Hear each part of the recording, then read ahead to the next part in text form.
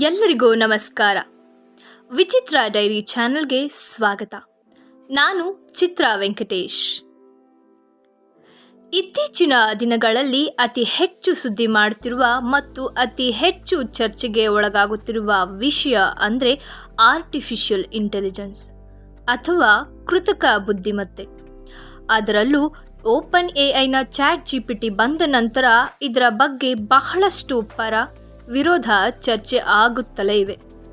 ಇಂದಿನ ವಿಡಿಯೋದಲ್ಲಿ ನಾವು ಆರ್ಟಿಫಿಷಿಯಲ್ ಇಂಟೆಲಿಜೆನ್ಸ್ ಅಂದರೆ ಏನು, ಅದು ಯಾವ ರೀತಿ ಕೆಲಸ ಮಾಡುತ್ತದೆ, ಅದರ ಪರ ಇರುವವರ ವಾದವೇನು, ಅದರ ವಿರುದ್ಧ ಇರುವವರ ವಾದವೇನು ಅಂತ ತಿಳಿದುಕೊಳ್ಳೋಣ ಬನ್ನಿ. ಅದಕ್ಕೂ ಮುನ್ನ ಇನ್ನೂ ನಮ್ಮ ಚಾನಲ್ಗೆ ಯಾರೆಲ್ಲ ಸಬ್ಸ್ಕ್ರೈಬ್ ಮಾಡಿಲ್ಲ ಅಂದರೆ ಸಬ್ಸ್ಕ್ರೈಬ್ ಮಾಡಿ, ಹಾಗೆ ಮೇಲೆ ಕಾಣ್ತಿರುವ ಬೆಲ್ ಐಕಾನ್ ಬಟನ್ ಒತ್ತಿ. ಮೊದಲಿಗೆ ಆರ್ಟಿಫಿಷಿಯಲ್ ಇಂಟೆಲಿಜೆನ್ಸ್ ಅಂದರೆ ಏನು? ಆರ್ಟಿಫಿಷಿಯಲ್ ಇಂಟೆಲಿಜೆನ್ಸ್ ಅಥವಾ ಕೃತಕ ಬುದ್ಧಿಮತ್ತೆ ಎಐ ಅಂದರೆ ವಿಶೇಷವಾದ ಕಂಪ್ಯೂಟರ್ ವ್ಯವಸ್ಥೆಗಳಿಂದ ವಿವಿಧ ಕಂಪ್ಯೂಟರ್ ಲ್ಯಾಂಗ್ವೇಜ್ಗಳನ್ನು ಬಳಸಿ ಈ ಹಿಂದೆ ಮನುಷ್ಯ ಮಾತ್ರ ಮಾಡಬಲ್ಲ ಅಥವಾ ಮನುಷ್ಯನ ಕೈಯಲ್ಲಿ ಮಾತ್ರ ಮಾಡಲು ಸಾಧ್ಯವಾಗುತ್ತಿದ್ದ ಕೆಲಸಗಳನ್ನು ಯಂತ್ರಗಳು ಮಾಡುತ್ತಿರುವ ರೀತಿಯ ವ್ಯವಸ್ಥೆಯೇ ಆರ್ಟಿಫಿಷಿಯಲ್ ಇಂಟೆಲಿಜೆನ್ಸ್ ಅಥವಾ ಎಐ. ಉದಾಹರಣೆಗೆ ಮ್ಯಾಥ್ಸ್ ಪ್ರಾಬ್ಲಮ್ ಸಾಲ್ವ್ ಮಾಡೋದು, ಮನುಷ್ಯನ ರೀತಿ ಸಾಂತ್ವನ ಹೇಳೋದು, ಸಂದರ್ಭಕ್ಕೆ ತಕ್ಕ ಹಾಗೆ ಡಿಸಿಷನ್ ತಗೊಳ್ಳೋದು, ಇಂತಹ ಬಹಳಷ್ಟು ಕೆಲಸಗಳನ್ನು ಈ ಹಿಂದೆ ಮನುಷ್ಯ ಮಾತ್ರ ಮಾಡಲು ಸಾಧ್ಯವಾಗುತ್ತಿತ್ತು. ಆದರೆ ಇಂದು ಯಂತ್ರಗಳು ಸಹ ಮಾಡುತ್ತಿವೆ. ಇದಕ್ಕೆ ಕೃತಕ ಬುದ್ಧಿಮತ್ತೆಯೇ ಕಾರಣ.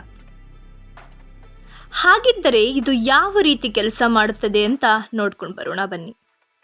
ಅಂದಹಾಗೆ ಆರ್ಟಿಫಿಷಿಯಲ್ ಇಂಟೆಲಿಜೆನ್ಸ್ ಕಂಪ್ಯೂಟರ್ ಅಥವಾ ಮಿಷಿನ್ನಿಂದ ಕೆಲಸ ಮಾಡುವುದರಿಂದ ಇದಕ್ಕೆ ನಮ್ಮ ಭಾಷೆ ಅಂದರೆ ಮನುಷ್ಯರ ಭಾಷೆಯಿಂದ ಡೇಟಾ ತುಂಬಲು ಸಾಧ್ಯವಿಲ್ಲ.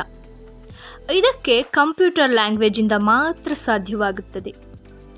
ಈ ಕೆಲಸಕ್ಕಾಗಿಯೇ ಬಹಳಷ್ಟು ಇಂಜಿನಿಯರ್ಸ್ಗಳು ವರ್ಷಗಳ ಕಾಲ ಕಂಪ್ಯೂಟರ್ ಲ್ಯಾಂಗ್ವೇಜ್ಗಳನ್ನು ಬಳಸಿ ಹಂತ ಹಂತವಾಗಿ ಡೇಟಾ ಅಂದರೆ ಮಾಹಿತಿಯನ್ನು ತುಂಬಿರ್ತಾರೆ.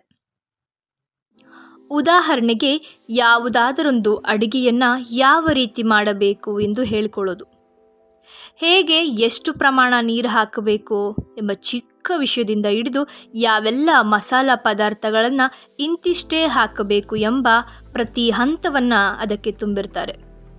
ಇಂತಹ ಕೆಲಸಕ್ಕೆ ಮುಖ್ಯವಾಗಿ ಯಾವೆಲ್ಲ ಟೆಕ್ನಾಲಜಿ ಬಳಸ್ತಾರೆ ಅಂದರೆ ಟ್ರಾನ್ಸ್ಫರ್ ಲರ್ನಿಂಗ್ ಅಂದರೆ ಒಂದು ವಿಷಯದ ಬಗ್ಗೆ ತಿಳಿದುಕೊಂಡಾಗ ಅದೇ ರೀತಿ ಇರುವ ಬೇರೆ ಬೇರೆ ವಿಷಯಕ್ಕೆ ಈ ನಾಲೆಡ್ಜ್ನನ್ನು ಬಳಸೋದು.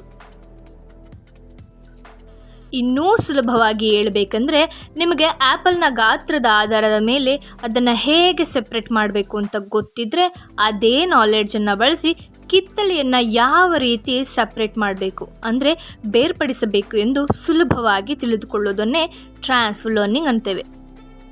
ಈ ಟೆಕ್ನಾಲಜಿ ಹೊರತುಪಡಿಸಿ knowledge graphics, deep learning frameworks, machine learning libraries ಮತ್ತು NLP ಅಂದರೆ ನ್ಯಾಚುರಲ್ ಲ್ಯಾಂಗ್ವೇಜ್ ಪ್ರಾಸೆಸಿಂಗ್, ಅದರಲ್ಲೂ ಈ NLP ಮನುಷ್ಯ ಮತ್ತು ಕಂಪ್ಯೂಟರ್ ನಡುವ ಇಂಟರ್ಜಂಕ್ಷನ್ ಬಹುಮುಖ್ಯ ಪಾತ್ರ ವಹಿಸುತ್ತದೆ.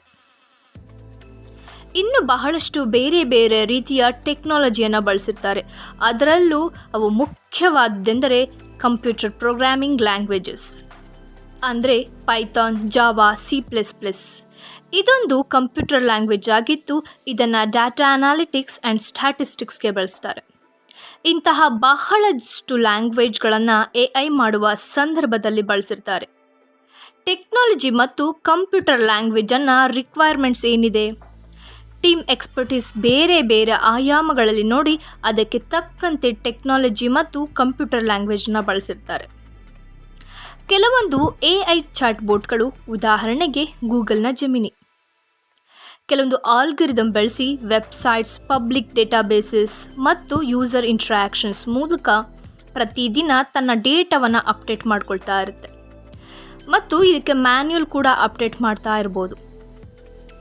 ನಾವು ಯಾವುದಾದರ ವಿಷಯದ ಬಗ್ಗೆ ಈ ಕಂಪ್ಯೂಟರ್ಗಳನ್ನ ಕೇಳಿದರೆ ತಟ್ ಅಂತ ಉದ್ದುದ್ದ ಸಾಲುಗಳಲ್ಲಿ ತನಗೆ ತೋಚಿದ ಒಂದು ಸರಿಯಾದ ಉತ್ತರವನ್ನು ಕೊಡುತ್ತದೆ ಮತ್ತು ಅದಕ್ಕೆ ತಿಳಿಯದೇ ಹೋದರೆ ನನಗೆ ಇದರ ಬಗ್ಗೆ ಸರಿಯಾದ ಮಾಹಿತಿ ಇಲ್ಲ, ಕ್ಷಮಿಸಿ ಅಂತದೆ. ಹೀಗೆ ನಾಜೂಕಾಗಿ ಕೆಲಸ ಮಾಡುತ್ತೆ ಈ AI. ನಾವು ಆರ್ಟಿಫಿಷಿಯಲ್ ಇಂಟೆಲಿಜೆನ್ಸ್ ಅಂದರೆ ಏನು, ಯಾವ ರೀತಿ ಕೆಲಸ ಮಾಡ್ತದೆ ಅಂತ ತಿಳ್ಕೊಂಡ್ವಿ. ಪ್ರತಿ ವಿಷಯಕ್ಕೂ ಅದರದೇ ಆದ ಪರ ವಿರೋಧ ಚರ್ಚೆ ಇದ್ದೇ ಇರುತ್ತದೆ. ಮೊದಲಿಗೆ ಇದರ ಪರವಾಗಿ ಯಾರೆಲ್ಲ ನಿಂತಿದ್ದಾರೆ, ಯಾವ ವಾದಗಳನ್ನ ಮಾಡ್ತಿದ್ದಾರೆ ಅಂತ ನೋಡೋಣ. ಆರ್ಟಿಫಿಷಿಯಲ್ ಇಂಟೆಲಿಜೆನ್ಸ್ ತನ್ನ ಬಳಿ ಯಾವುದಾದರೂ ವಿಷಯಕ್ಕೆ ಸಂಬಂಧಿಸಿದಂತೆ ಅಗಾಧವಾದ ದಂತಾಂಶವಿರುವ ಕಾರಣ ಯಾವುದೇ ಕೆಲಸದ ಬಗ್ಗೆ ನಿಖರವಾದ ಉತ್ತರ ಕೊಡುತ್ತದೆ.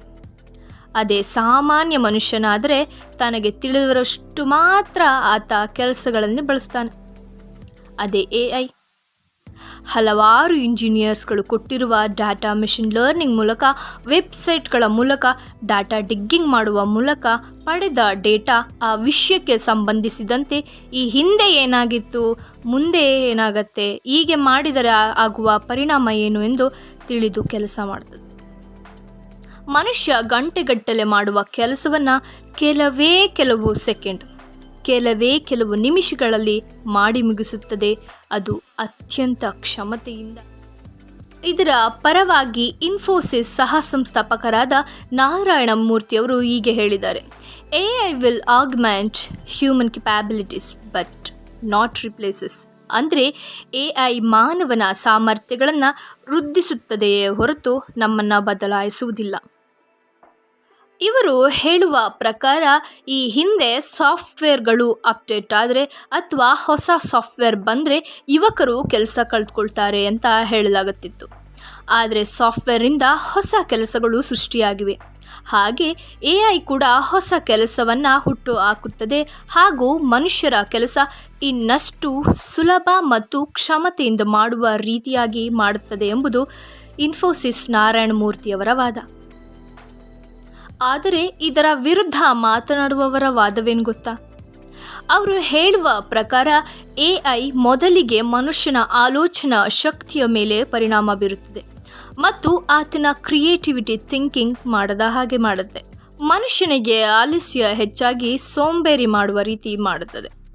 ಮೊದಲಿಗೆ ಆತನಿಗೆ ಯಾವುದಾದರೂ ವಿಷಯ ಬೇಕಾದರೆ ಗೂಗಲ್ಗೆ ಹೋಗಿ ಸರ್ಚ್ ಮಾಡ್ತಿದ್ದ ಅಥವಾ ಲೈಬ್ರರಿಗೆ ಹೋಗಿ ಪುಸ್ತಕದಲ್ಲಿ ಆ ವಿಷಯಕ್ಕೆ ಸಂಬಂಧಿಸಿದ ಬೇರೆ ವಿಷಯದ ಬಗ್ಗೆ ನೋಡಿ ತಿಳ್ಕೊಳ್ತಿದ್ದ. ಆದರೆ ಚಾಟ್ಬೋಟ್ ಮೂಲಕ ಈಗ ತನಗೆ ಯಾವ ವಿಷಯ ಬೇಕು ಅಷ್ಟು ಮಾತ್ರ ತಿಳಿದುಕೊಳ್ತಾನೆ. AI ಮೇಲಿನ ಮತ್ತೊಂದು ಆರೋಪ ಜಾಬ್ ಕಟ್ಸ್. ಬೆಂಗಳೂರಿನ ಪ್ರತಿಷ್ಠಿತ ಕಂಪನಿ ಅಂದರೆ EMR's ಕಂಪನಿ ತನ್ನ 60% ಕಸ್ಟಮರ್ ಸಪೋರ್ಟ್ ಸ್ಟಾಫನ್ನು ಕೆಲಸದಿಂದ ತೆಗೆದುಹಾಕಿತ್ತು. ಅದಕ್ಕೆ ಕೊಟ್ಟ ಕಾರಣ ಏನು ಗೊತ್ತಾ? ಉದ್ಯೋಗಿಗಳ ಜಾಗಕ್ಕೆ ಚಾಟ್ಬೋಟ್ ಬಳಸಿರುವುದಾಗಿ. ಆ ಕಂಪನಿಯ CEO ಹೇಳುವ ಪ್ರಕಾರ, ಇವರ ಜಾಗಕ್ಕೆ ನಾವು ಚಾಟ್ಬೋಟ್ ನೇಮಿಸಿಕೊಂಡಿದ್ದೇವೆ.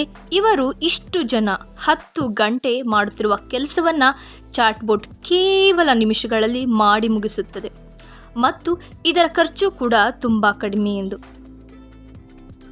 ವೀಕ್ಷಕರೇ, ಹಾಗಾಗಿ AI ವಿರುದ್ಧ ಮಾತನಾಡುವವರ ಸಂಖ್ಯೆ ಹೆಚ್ಚಿದೆ ಹಾಗೂ ಪರಮಾತನಾಡುವವರ ಸಂಖ್ಯೆಯೂ ಹೆಚ್ಚಿದೆ. ಹೀಗೆ AI ಕ್ರಾಂತಿ ಆದರೆ ಮುಂದೊಂದು ದಿನ ನಮ್ಮ ಯುವಕರು ಕೆಲಸ ಕಳೆದುಕೊಳ್ತಾರೆ ಎಂದು ಆತಂಕ ಪಡುವವರ ಸಂಖ್ಯೆಯೂ ಹೆಚ್ಚಾಗ್ತಿದೆ. ಪ್ರೀತಿಯ ವೀಕ್ಷಕರೇ, ಪ್ರತಿ ಬಾರಿ ಕ್ರಾಂತಿಯಾದಾಗಲೂ ಕೆಲವರು ಕೆಲಸ ಕಳೆದುಕೊಂಡಿದ್ದಾರೆ ಮತ್ತು ಹಲವಾರು ಜನ ಕೆಲಸ ಪಡೆದುಕೊಂಡಿದ್ದಾರೆ. ಪಡೆದುಕೊಂಡವರ ವ್ಯಕ್ತಿಯಲ್ಲಿ ಆ ಬದಲಾವಣೆಯ ವ್ಯವಸ್ಥೆಗೆ ತಮ್ಮನ್ನು ಬದಲಾವಣೆ ಮಾಡಿಕೊಳ್ಳುವ ಉದ್ದೇಶ ಇರುತ್ತೆ. ಹಾಗೂ ಕೆಲಸ ಕಳೆದುಕೊಂಡವರ ಮನಸ್ಥಿತಿ ಯಾವ ರೀತಿ ಇರುತ್ತೆ ಅಂದರೆ, ಈ ಹಿಂದೆ ಹೇಗಿದ್ವೋ ಮುಂದೆಯೂ ಹಾಗೇ ಇರ್ತೀವಿ ಎಂಬ ಭ್ರಮೆಯ ಬದುಕನ್ನು ಬದುಕ್ತಿರ್ತಾರೆ. ಹಾಗಾಗಿ ಕೆಲಸ ಕಳೆದುಕೊಂಡಿರ್ತಾರೆ. ಯಾವುದೇ ಆಗಲಿ ಮನುಷ್ಯನ ಜೀವನದ ಒಂದು ಸಣ್ಣ ಭಾಗವಾಗಿರಬೇಕೇ ಹೊರತು ಅದೇ ಜೀವನವಾಗಿರಬಾರ್ದು. ಪ್ರತಿ ವ್ಯಕ್ತಿ ಅಥವಾ ವಸ್ತುವೇ ಆಗಲಿ ಒಳ್ಳೆಯದು ಕೆಟ್ಟದ್ದು ಇದ್ದೇ ಇರುತ್ತದೆ. ನಾವು ಒಳ್ಳೆಯದನ್ನು ಸ್ವೀಕರಿಸೋಣ, ಕೆಟ್ಟದ್ದನ್ನು ಹಾಗೆ ಬಿಟ್ಟು ಬಿಡೋಣ. ಈ ವಿಷಯದ ಬಗ್ಗೆ ನಿಮ್ಮ ಅಭಿಪ್ರಾಯ ಏನೆಂದು ಕಾಮೆಂಟ್ ಬಾಕ್ಸ್ನಲ್ಲಿ ತಿಳಿಸಿ. ಈ ವಿಡಿಯೋ ತಮಗೆ ಇಷ್ಟವಾಗಿದೆ ಎಂದು ಭಾವಿಸ್ತೇನೆ. ಇಂತಹ ಮತ್ತಷ್ಟು ವಿಡಿಯೋಗೆ ನಮ್ಮ ಚಾನಲ್ ಸಬ್ಸ್ಕ್ರೈಬ್ ಮಾಡಿ, ವಿಡಿಯೋ ಲೈಕ್ ಮಾಡಿ, ಶೇರ್ ಮಾಡಿ, ಕಮೆಂಟ್ ಮಾಡಿ. ಧನ್ಯವಾದಗಳು.